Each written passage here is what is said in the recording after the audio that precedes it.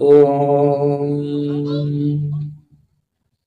ಜ್ಞಾನಸಿದ್ಧಂ ತಪಸ್ಸಿದ್ಧಂ ಸರ್ವಸಿದ್ಧಂ ಶಿವಪ್ರದಂ ಸ್ವಯಂ ಸಿದ್ಧಮಹಂ ವಂದೇ ಸಿದ್ಧಾರೂಢಯತೀಶ್ವರಂ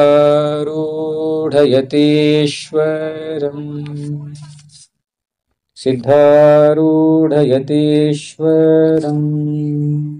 ಅನಂತ ನಾಮರೂಪಾತ್ಮಕವಾದ ಅನೇಕ ಕರ್ತೃಭೋಕ್ತೃಗಳಿಂದ ಕೂಡಿದ, ಯಾವುದರಲ್ಲಿ ಪ್ರತಿನಿಯತ ದೇಶಕಾಲ ನಿಮಿತ್ತ ಕ್ರಿಯಾಫಲಗಳಿವೆಯೋ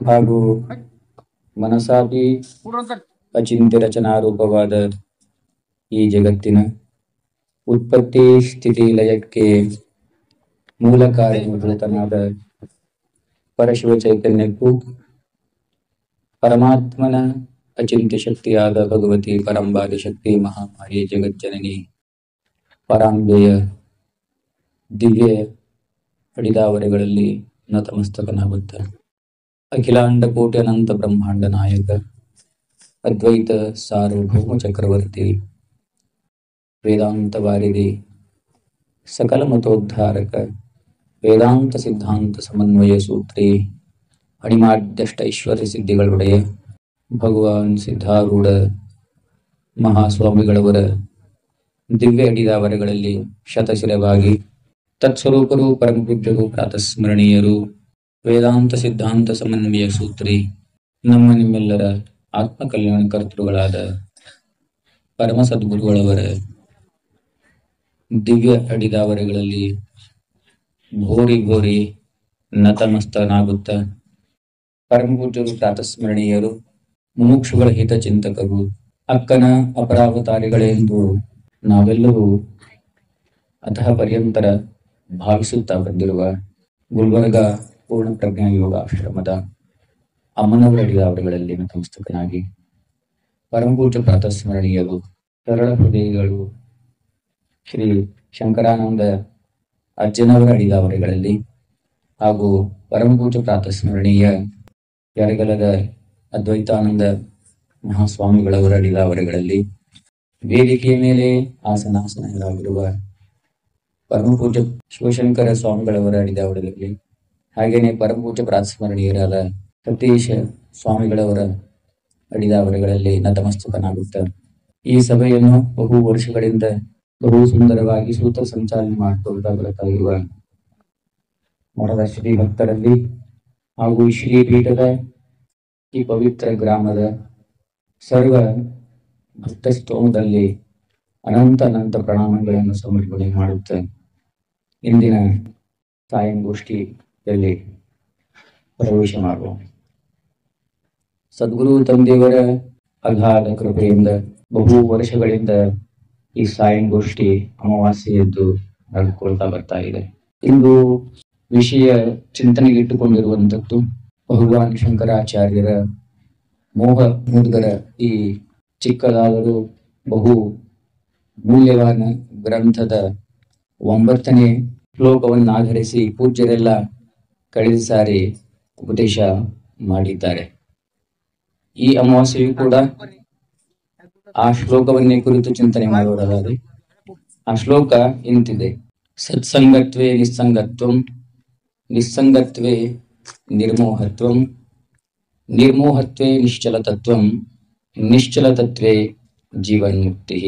ಆಚಾರ್ಯ ಭಗವಾನರು ಜ್ಞಾನಕ್ಕಾಗಿ ಒಂದು ಅದ್ಭುತವಾಗಿರುವಂತಹ 2 ಪಂಕ್ತಿಗಳಲ್ಲಿ 4 ಚರಣ 2 ಪಂಕ್ತಿ, ಇದರಲ್ಲಿ ಜೀವನದ ವೇದದ ಒಂದು ಸಾರವನ್ನು ಹುಗಿದಿಟ್ಟಿದ್ದಾರೆ. ಎಷ್ಟು ಸುಂದರವಾಗಿ ಆಚಾರ್ಯರು ಒಬ್ಬ ಮನುಷ್ಯ, ಒಬ್ಬ ಸಾಧಕ ತನ್ನ ಜೀವನದಲ್ಲಿ ಯಾವ ಪಥದ ಮೇಲೆ ಸಾಗಿದ್ರೆ ಅವನ ಜೀವನ ಕಲ್ಯಾಣ ಆಗೋದರಲ್ಲಿ ಪ್ರಶ್ನೆ ಇಲ್ಲ. ಏನನ್ನು ತನ್ನ ಜೀವನದಲ್ಲಿ ಸಾಧನೆ ರೂಪದಲ್ಲಿ ಅಳವಡಿಕೊಂಡಿದ್ರೆ ಅವನು ಶಾಂತಿ, ಸಮಾಧಾನ, ಆನಂದವನ್ನು ಹೊಂದುತ್ತಾನೆ ಅನ್ನುವಂಥದ್ದನ್ನು ಇಲ್ಲಿ ಪ್ರತಿಪಾದನೆ ಮಾಡಿದ್ದಾರೆ ಆಚಾರ್ಯ ಭಗವಾನರು. ಯಾವುದು ವೇದವನ್ನು ಅಧ್ಯಯನ ಮಾಡಿದರೂ ಕೂಡ ಅದರ ಸಾರವನ್ನು ತಿಳಿದಕ್ಕೆ ಬರುವುದಿಲ್ಲವೋ ಇಂತಹ ಮಹಾಪುರುಷರ ಒಂದೇ ಒಂದು ಚರಣದಿಂದ ನಮಗದು ತಿಳಿದು ಬರುತ್ತೆ, ಜೀವನದಲ್ಲಿ ನಮ್ಮ ದಾರಿದೀಪ ಆಗ್ತದೆ. ಅಂಥದ್ದನ್ನು ಆಚಾರ್ಯರು ನಮಗೆ ದಿಗ್ದರ್ಶನ ರೂಪದಲ್ಲಿ ಪ್ರತಿಪಾದನೆ ಮಾಡ್ತಿದ್ದಾರೆ. ಅದು ಏನು ಅಂದ್ರೆ ಮುಖ್ಯವಾಗಿ ಒಂದೇ ಒಂದು ಬಿಂದು ಇದೆ, ಸಂಗತಿ. 4 ಚರಣಗಳಲ್ಲಿ ಮುಖ್ಯವಾಗಿ ಒತ್ತು ಕೊಟ್ಟಿರುವಂಥದ್ದು ಸಂಗತಿ, ಸಂಘ. ದೊಡ್ಡವರು ತಿಳಿದವರು ಹೇಳಿದ್ರು, ನಮ್ಮ ಮನೆಯಲ್ಲಿ ತಂದೆ ತಾಯಿಗಳು ಹೇಳಿದ್ರು, ಶಾಲೆ ಕಾಲೇಜಿನಲ್ಲಿ ಗುರು ಹಿರಿಯರು ಶಿಕ್ಷಕರು ಹೇಳಿದ್ರು, ಹೊರಗಡೆ ಬಂದಾಗ ಅಲ್ಲಿ ಇಲ್ಲಿ ಎಲ್ಲಾದ್ರೂ ಕೂತಾಗ ನಮ್ಮ ಗೆಳೆಯರು ಹೇಳಿದ್ರು, ಹಿತೈಷಿಗಳಾದವರು, ಹೋಗುವಾಗ ಎಲ್ಲಾರು ಕೂತವರು, ದಾರಿ ದೀಪ ಏನಾಗ್ತಾರ ಜೀವನಕ್ಕೆ ಅಂಥವ್ರು ತಿಳಿದವರು, ಬುದ್ಧಿಮಾನ್ ವ್ಯಕ್ತಿಗಳು ಹೇಳಿದ್ರು. ಏನಂತ? ಸಂಗತಿ, ಸಂಘ ಒಳ್ಳೇದಿರ್ಬೇಕು ಜೀವನದಲ್ಲಿ. ಏನ್ ಕೆಟ್ಟರು ಕೆಡ್ಲಿ, ಸಂಗತಿ ಕೆಡಬಾರದು. ಮನುಷ್ಯನಿಗೆ ಪಥಭ್ರಷ್ಟ ಮಾಡೋದೇ ಸಂಗತಿ. ಮನುಷ್ಯನನ್ನು ದಾರಿಯಿಂದ, ಸುಷ್ಟು ದಾರಿಯಿಂದ ಬಿಡಿಸೋದೇ ಸಂಗತಿ. ಮನುಷ್ಯನನ್ನು ಹಾಳು ಮಾಡೋದೇ ಸಂಗತಿ. ಮನುಷ್ಯನನ್ನು ದುಃಖದಲ್ಲಿ ಹಾಕೋದೇ ಸಂಗತಿ. ಅದಕ್ಕೆ ದೊಡ್ಡವರು ಹೇಳಿದ್ರು, ಸಂಘ 2 ಉಂಟು, ಒಂದು ಹಿಡಿ, ಒಂದು ಬಿಡು. ಬಹಳ ದೊಡ್ಡದೇನು ತಲೆ ಕೆಡಿಸ್ಕೊಳ್ಳೋಂತ ವಿಷಯ ಇಲ್ಲ. ಸಂಗತಿ 2 ಉಂಟು, ಸಂಘ 2 ಉಂಟು, ಒಂದು ಹಿಡಿ, ಒಂದು ಬಿಡು. ಪ್ರಶ್ನೆ ಉತ್ಪತ್ತಿ ಆಗ್ತದ, ಏನನ್ನು ಹಿಡಿಬೇಕು, ಏನನ್ನು ಬಿಡಬೇಕು. 2 ಅದಾವ ನೋಡಿ, ಒಂದು ಹಿಡಿ, ಒಂದು ಬಿಡು. ಸಂಸಾರ ಹಿಡಿಬೇಕು, ಸಂಸಾರ ಬಿಡಬೇಕು. ಹೆಂಡತಿ ಗಂಡನಿಗೆ ಹಿಡಿಬೇಕು, ಗಂಡ ಹೆಂಡತಿಗೆ ಹಿಡಿಬೇಕು, ಬಿಡಬೇಕು. ಗೆಳೆಯ ಪರಸ್ಪರ ಗೆಳೆಯರಿಗೆ ಹಿಡಿಬೇಕು, ಬಿಡಬೇಕು. ಅಥವಾ ಸ್ಥೂಲವಾಗಿರುವಂತ ವಸ್ತುಗಳನ್ನು ಹಿಡಿಬೇಕು, ಬಿಡಬೇಕು. 2 ಅದಾವ ಇಲ್ಲಿ ಜೀವನದಲ್ಲಿ. ಇದು ಹೇಗದ ಅಂದ್ರೆ, ಅತ್ತ ಆ ಕಡೆ ಹಿಡಿಯೋದಕ್ಕೂ ಆಗೋದಿಲ್ಲ, ಈ ಕಡೆ ಬಿಡೋದಕ್ಕೂ ಆಗೋದಿಲ್ಲ. ಪೂರಾ ಬಿಡ್ತೀರಾ ಅಂದ್ರು ದೊಡ್ಡವರಂದ್ರು, ಅದರಿಂದ ಸಾಧನೆ ಆಗೋದಿಲ್ಲಪ್ಪ ಪೂರ್ಣ ಬಿಡೋದ್ರಿಂದ. ಸಂಸಾರವನ್ನು ಬಿಟ್ಟು ಎಲ್ಲಿಗೆ ಹೋಗ್ತೀಯ? ಹೋಗೋದಾದ್ರೂ ಯಾಕಡೆ ಸಂಸಾರವನ್ನು ಬಿಟ್ಟು ಎಲ್ಲಿಗೆ ಹೋದ್ರು ಸಂಸಾರ ನಮ್ ಜೊತೆನೇ ಇರುತ್ತೆ. ಒಂದು ಬಾಹ್ಯ ಸಂಸಾರ ಅದ, ಬಾಹ್ಯ ರೂಪದಲ್ಲಿ ತ್ಯಾಗ ಮಾಡಿದ್ರು ಕೂಡ ಆಂತರಿಕ ಒಂದು ಸಂಸಾರ ನಮ್ ಜೊತೆನೇ ಇರ್ತದೆ. ಯಾವ್ದು ಹಿಡಿಬೇಕು, ಯಾವ್ದು ಬಿಡಬೇಕು. ದೊಡ್ಡವರು ಬಹಳ ಚೆನ್ನಾಗಿ ಹೇಳಿದ್ದಾರೆ. ಹೇಗೆ ಬಿಡಬೇಕು, ಹಿಡಿಯೋದು ಒಂದೇ ವಸ್ತು ಅದ, ಪರಮಾತ್ಮನ ಪಾದ, ಸತ್ಪುರುಷರ ಪಾದ, ಸತ್ಶಾಸ್ತ್ರಗಳ ಶರಣಾಗತಿ, ಮಹಾನುಭಾವರ ಅನುಭವದ ಮಾತುಗಳು. ಆ ಮಾತು, ಆ ವಚನ, ಆ ಕೃತಿ, ಆ ಮಹಾಪುರುಷರ ಚರಣ, ಪರಮಾತ್ಮನ ಶರಣಾಗತಿ, ಇದು ಹಿಡಿಯುವಂಥದ್ದದ ಜೀವನದಲ್ಲಿ. ಇದನ್ನು ಬಿಟ್ಟು ಈ ಸಂಸಾರದಲ್ಲಿ ಮನುಷ್ಯನಾದವನು ಹಿಡಿಯಬೇಕಾಗಿರುವಂಥದ್ದು ಏನೂ ಇಲ್ಲ. ಪರಮಾತ್ಮನನ್ನು ಬಿಟ್ಟು ಸಂಸಾರವನ್ನು ಹಿಡಿದುಕೊಂಡಿದ್ರೆ ಅದು ಜೀವನನ್ನು ಅಧೋಗತಿಗೆ, ದುಃಖಕ್ಕೆ, ಶಾಶ್ವತವಾಗಿರುವಂತಹ ನರಕಕ್ಕೆ ಈಡು ಮಾಡೋದಕ್ಕೆ ಕಾರಣವಾಗ್ತದೆ. ಅದಕ್ಕೆ ಆಚಾರ್ಯ ಏನ್ ಹಿಡಿಯೋದಕ್ಕೆ ಹೇಳ್ತಿದ್ದಾರೆ ಅಂದ್ರೆ, ಸತ್ಸಂಗತ್ವೇ ನಿಸ್ಸಂಗತ್ವಂ. ಸಂಗತಿ ಹಿಡಿ. ಎಂತವ್ರ ಸಂಗತಿ ಹಿಡಿ? ಭಗವಾನ್ ಶಂಕರಾಚಾರ್ಯ ವಿವೇಕ ಚೂಡಾಮಣಿ ಬಹಳ ಸುಂದರವಾಗಿದ್ರು. 3 ವಸ್ತುಗಳ ಬಹಳ ದುರ್ಲಭವಾಗದವ ಸಂಸಾರದಲ್ಲಿ. ದುರ್ಲಭಂ ತ್ರಯಮೇವೇತ ದೇವಾನುಗ್ರಹ ಹೇತುಕಂ ಮನುಷ್ಯತ್ವ ಮೋಕ್ಷತ್ವ ಮಹಾಪುರುಷ ಸಂಶಯ. ಮನುಷ್ಯತ್ವವನ್ನು ತಗೊಂಡು ಮನುಷ್ಯರಂತೂ ಆಗಿ ಹುಟ್ಟಿದ್ದೀವಿ, ಹೌದಿಲ್ಲ? ಮನುಷ್ಯರಾಗಿ ಕಾಣ್ತೀವಿ. ಅದರಲ್ಲಿ ನಮ್ಮಂತವರಲ್ಲಿ ಸ್ವಲ್ಪ ಮನುಷ್ಯತ್ವನೂ ಕೂಡ ಬಂದಿದೆ. ಆ ಮನುಷ್ಯತ್ವ ಎಲ್ಲಿ ಬಳಕೆ ಮಾಡು ಅಂದ್ರೆ ಸತ್ಸಂಗತಿಯಲ್ಲಿ ಬಳಕೆ ಮಾಡು. ಮಹಾಪುರುಷರ ಚರಣಕ್ಕೆ ಹೋಗು. ಸತ್ಸಂಗ, ಪ್ರವಚನ, ಶಾಸ್ತ್ರ ಶ್ರವಣ ಎಲ್ಲೆಲ್ಲಿ ನಡೀತದಲ್ಲ ಅಲ್ಲಲ್ಲಿ ಎಲ್ಲವನ್ನೂ ಬಿಟ್ಟು ಹೋಗು. ಎಲ್ಲ ಸಂಗತಿಯನ್ನು ಬಿಟ್ಟು ಹೋಗು. ಅವರ ಚರಣಕ್ಕೆ, ಅವರ ಮಾತಿನಲ್ಲಿನೇ ಕಿವಿ ಇಡು. ಆ ಮಾತೇ ಮೆಲುಕು ಹಾಕು. ಆ ಮಾತಲ್ಲಿನೇ ನಿನ್ನ ಜೀವನವನ್ನು ಒಂದು ಸೀಮೆ ಮಾಡ್ಕೊಳ್ಳೋದಕ್ಕೆ ಪ್ರಯತ್ನ ಮಾಡು. ಅದು ಎಲ್ಲಾಗ್ತದೆ ಅಂದ್ರೆ ಸಂಗತಿಯಲ್ಲಿ ಆಗ್ತದೆ. ಎಲ್ಲಿ? ಸತ್ಸಂಗದಲ್ಲಿ ಆಗ್ತದೆ. ಅವರ ಚರಣಕ್ಕೆ, ಅವರ ಪಾದಕ್ಕೆ ಹೋದಾಗ ಏನಾಗ್ತದೆ ಅಂದ್ರೆ ಸ್ಪಷ್ಟವಾಗಿ ಹೇಳ್ತಾರೆ, ವಿವೇಕದ ಉತ್ಪತ್ತಿ ಆಗ್ತದೆ. ಸತ್ಸಂಗತಿಯಿಂದ ಏನಾಗ್ತದೆ? ವಿವೇಕದ ಜಾಗೃತಿ ಆಗ್ತದೆ, ತಿಳುವಳಿಕೆ ಆಗ್ತದೆ. ಯಾವುದು ಸಂಸಾರದಲ್ಲಿ ನನ್ನ ಹಿತಕರ ಅದ, ಯಾವುದು ಅಹಿತಕರ ಅದ, ಯಾವುದು ನಾನು ಸಂಸಾರದಲ್ಲಿ ಇದ್ದುಕೊಂಡು ಕೂಡ ಯಾವುದರಿಂದ ಸ್ವಲ್ಪ ದೂರ ಇದ್ದು ಪರಮಾರ್ಥವನ್ನು ಸಿದ್ಧಿಯಾಗುತ್ತದ, ಅಂಥದ್ದು ತಿಳುವಳಿಕೆ ಬುದ್ಧಿವಂತಿಕೆ ನಮ್ಮಲ್ಲಿ ಮಹಾಪುರುಷರು ಹಾಕ್ತಾರೆ. ಎಲ್ಲಿ? ಸತ್ಸಂಗದಲ್ಲಿ.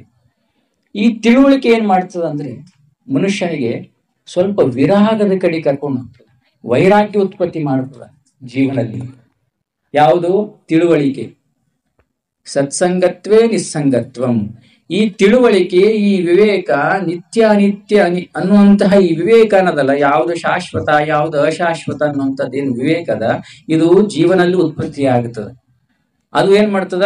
ವಿರಾಗದ ಕಡೆ ಕರ್ಕೊಂಡು ಹೋಗ್ತದೆ, ಇವನಿಗೆ ವೈರಾಗ್ಯ ಒದಗಿಸ್ಕೊಡ್ತದ. ಈ ವೈರಾಗ್ಯ, ಅದಕ್ಕೇನೆ ಆಚಾರ್ಯ ಹೇಳಿದ್ರು, ವೈರಾಗ್ಯಸ್ಯ ಫಲಂ ಬೋಧಃ. ವೈರಾಗ್ಯದ ಫಲ ಏನದ? ಅದಕ್ಕೇನು ಮುಂದೆ ಹೇಳ್ತಿದಾರೆ ಅವರು, ನಿಸ್ಸಂಗತ್ವೇ ನಿರ್ಮೋಹತ್ವಂ. ನಿಸ್ಸಂಗದಿಂದ ಅಂದ್ರೆ ವೈರಾಗ್ಯದಿಂದ ಯಾವುದರ ಪ್ರಾಪ್ತಿ ಆಗ್ತದೆ? ವೈರಾಗ್ಯದ ಫಲನೇ ಬೋಧದ. ಬೋಧ ಅಂದ್ರೆ ಜ್ಞಾನದ, ಮೋಹದ ನಿವೃತ್ತಿ ಅದ ವೈರಾಗ್ಯದ ಫಲನೇ. ವಿವೇಕ ಚೂಡಾಮಣಿಯಲ್ಲಿ ಬಹಳ ಸ್ಪಷ್ಟವಾಗಿ ಹೇಳಿದ್ರು, ವೈರಾಗ್ಯಸ್ಯ ಫಲಂ ಬೋಧಂ ಬೋಧಸ್ಯ ಉಪರತಿ ಫಲಂ. ವೈರಾಗ್ಯದ ಫಲನೇ ಬೋಧದ. ಬೋಧ ಅಂದ್ರೇನೆ ಎಲ್ಲಿ ಬೋಧ ಉತ್ಪತ್ತಿ ಆಗ್ತದಲ್ಲ ಅಲ್ಲಿ ಮೋಹ ಕ್ಷೀಣ ಆಗ್ತದ. ಬೋಧ ಉತ್ಪತ್ತಿ ಎಲ್ಲ ಆಗ್ತದ ಅಲ್ಲಿ ಮೋಹದ ಕ್ಷೀಣತೆ ಪ್ರಾರಂಭ ಆಗ್ತದೆ. ಈ ಮೋಹ ಯಾವಾಗ ಕ್ಷೀಣ ಆಗ್ತದೆ ಜೀವನ ಅಂತಃಕರಣದಲ್ಲಿರುವಂತಹ ಮೋಹ ಯಾವುದೇ ಪ್ರತಿ ಇರಲಿ, ಮನೆಯ ಪ್ರತಿ ಇರಲಿ, ಹೆಂಡತಿ ಪ್ರತಿ ಇರಲಿ, ಆಸ್ತಿ ಹೊಲ ಯಾವುದ್ರ ಪ್ರತಿನೇ ಏನು ಮೋಹ ಆಗಲ್ಲ ಅಂತಃಕರಣದಲ್ಲಿ, ಅದು ಕ್ಷೀಣ ಆಗೋದಕ್ಕೆ ಪ್ರಾರಂಭ ಆಗ್ತದೆ. ಇದರಿಂದ ನಿರ್ಮೋಹತ್ವೇ ನಿಶ್ಚಲ ತತ್ವಂ. ಯಾವಾಗ ಮೋಹದ ಕ್ಷೀಣ ಆಗ್ತದ ಅವಾಗ ಗುರು ಕೊಟ್ಟಿರುವಂತಹ ಜ್ಞಾನದಲ್ಲಿ, ಆ ಬೋಧದಲ್ಲಿ, ಆ ತಿಳುವಳಿಕೆಯಲ್ಲಿ ಇವನ ಚಿತ್ತ ಪ್ರಶಾಂತವಾಗೋದಕ್ಕೆ ಪ್ರಾರಂಭ ಆಗ್ತದೆ. ಯಾವುದು ಕೊಟ್ಟಿರ್ತಾನೆ ಗುರುನಾಥ, ಸದ್ಗುರುನಾಥ ಬೋಧ? ಗುರುನಾಥ ಮೊದಲೇ ಕೊಟ್ಟಿದ್ದಾನೆ. ಎಲ್ಲಿ? ಯಾವಾಗ ಶರಣಾಗತಿ ಆಗಿದ್ದಾನಲ್ಲ ಜೀವ, ಅವಾಗೇ ನಿತ್ಯ ಅನಿತ್ಯ ಅನ್ನುವಂತಹ ವಿವೇಕ, ಯಾವುದು ಶಾಶ್ವತದ ಪ್ರಪಂಚದಲ್ಲಿ, ಯಾವುದು ಅಶಾಶ್ವತ ಅದ, ಯಾವುದು ಸ್ವಯಮೇವವಾಗಿರುವಂತಹ ನಮ್ಮ ಸ್ವರೂಪನೇ ಅದ, ಯಾವುದು ನಮ್ಮ ಸ್ವರೂಪ ಅಲ್ಲ ಅನ್ನುವಂತಹ ಬೋಧ ಗುರುನಾಥ ಮೊದಲೇ ಪ್ರದಾನ ಮಾಡಿದ್ದಾನೆ.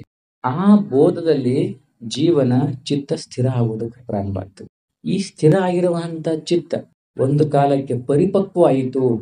ಯಾವುದೇ ಸಂಸಾರದ ಏನೇ ತಾಪತ್ರಯ ಬಂದರೂ ಕೂಡ ಆ ಚಿತ್ತ ಅಳೆಯಾಡಿಲ್ಲ. ಗುರುವಿನ ಪಾದದಿಂದೇ ಆಗಲಿ, ಪರಮಾತ್ಮನ ಭಕ್ತಿಯಲ್ಲಿಯೇ ಆಗಲಿ, ಗುರುವಿನ ಚರಣದಲ್ಲಿಯೇ ಆಗಲಿ, ಆ ಗುರುನಾಥ ಸದ್ಗುರುನಾಥ ಕೊಟ್ಟಿರುವಂತಹ ಬೋಧದಿಂದ ಆ ಚಿತ್ತ ಯಾಕಡೂ ಸರಿಲಿಲ್ಲ ಅಂದ್ರೆ ಆ ಚಿತ್ತ ಸ್ಥಿರ ಆಗ್ಯದ. ಅಲ್ಲಿ ಅವಸ್ಥೆ ಅನುಭವಕ್ಕೆ ಬರ್ತದೆ, ಯಾವುದೇ ಜೀವನ ಮುಕ್ತಿ.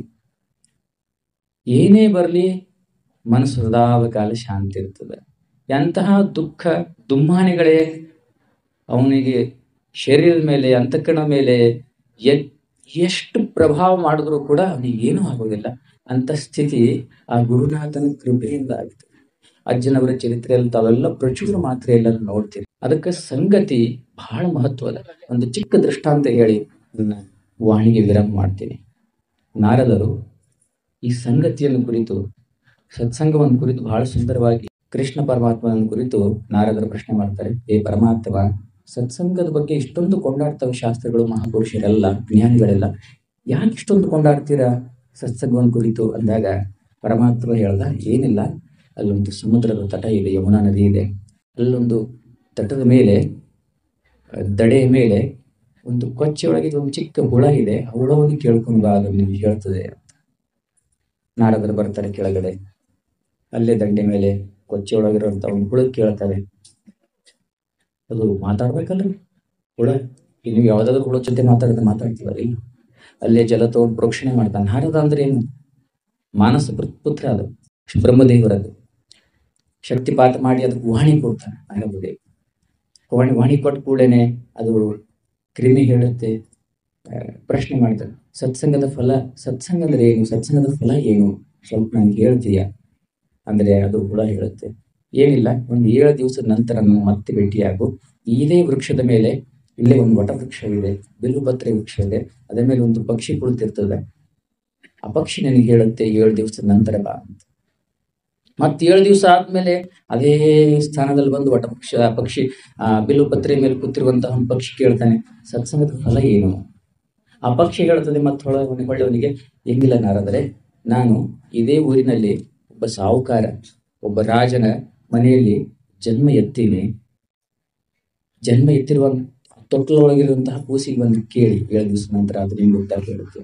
ಮತ್ತೆ 7 ದಿವಸ ನಂತರ ಆ ಸಾಹುಕಾರ ಮನೆಗೆ ಹೋಗ್ತದೆ. ಆ ಮಗು ಏನು ತೊಟ್ಟಿಲಲ್ಲಿರುವಂತಹ ಮಗು ಅದಲ್ಲ, ಅದು ಮಗು ಹೇಳುತ್ತೆ ಅಂತ, ನಾರದರೆ ಸತ್ಸಂಗದ ಒಂದೇ ಒಂದು ಕ್ಷಣ ಸತ್ಸಂಗದ ಫಲ, ನನ್ನನ್ನು ನಿಮ್ಮ ಜೊತೆ ಮಾಡಿರುವಂತಹ ಸಂಘದ ಫಲ ನನ್ನನ್ನು ಕ್ರಿಮಿಯಿಂದ ಪಕ್ಷಿ ಮಾಡ್ತು, ಪಕ್ಷಿಯಿಂದ ಒಬ್ಬ ರಾಜನ ಮನೆಯಲ್ಲಿ ಮನುಷ್ಯನಾಗಿ ಜನ್ಮ ಎತ್ತುವುದಕ್ಕೆ ಕಾರಣ ಆಯಿತು. ಆ ಹುಳುನೇ ಆ ಪಕ್ಷಿನೇ ಆ ರಾಜನ ಪುತ್ರನಾಗಿ ಜನ್ಮ ಎತ್ತಿದ್ದ. ಏಕ ಗಡಿ ಆಧಿ ಗಡಿ ಆಧಿ ನುಯ್ಯ. ಪೂಜ್ಯರೆಲ್ಲ ಇನ್ನು ಮಾತಾಡೋರಾಗಲಿ ಈ 2 ವಾಣಿ ತೊದಲು ನುಡಿಗಳನ್ನು ಅಮ್ಮನವರ ಸದ್ಗುರು ತಂದೆಯವರ ದಿವ್ಯ ಅವರುಗಳಿಗೆ ಸಮರ್ಪಣೆ ಮಾಡಿ. ಹರಿ ಓಂ ತತ್ಸತ್, ಹರಿ ಓಂ ತತ್ಸತ್.